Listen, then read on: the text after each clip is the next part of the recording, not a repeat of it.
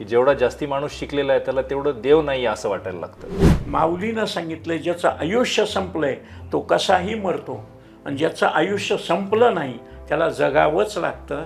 महाराष्ट्राच्या इतिहासात शेतकऱ्यांचा 20 वर्ष त्रास वाचणारी जी योजना आली आहे त्याच्यात समीर दुधगावकरचा खारीचा वाटा आहे. शने खावे लोखंडाचे मग ब्रह्मपदी नाचे. ही कसं आता झालं आपल्या आजकालच्या नवीन पिढीला सोपं झालंय की AI किंवा मशीन लर्निंग हे सगळं समजतं, त्यामुळे अनलिमिटेड कॉम्प्युटेशन्स कॅल्क्युलेशन्स करता येतात असं आता कळायला लागलंय. आज राजकारणी लोक म्हणतात आम्हाला हिंदुत्वाची गरज नाही.